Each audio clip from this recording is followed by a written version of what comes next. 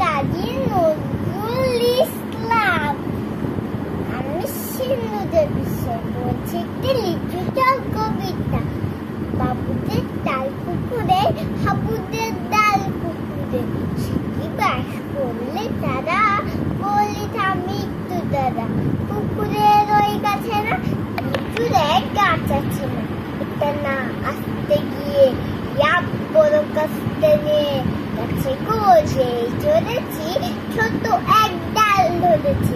ও বাবা মরাত করে বলেছি সরাত করে, বলি বল মারি ধারে, সে ছিল গাছে এড়ালে, ব্যথা ভাই বড় নচ্ছা, মাদুঙ্গ দাদুচা নিল বেশি, একদম জোরসে দোষী, আমিও বাঁচিয়ে থাকবো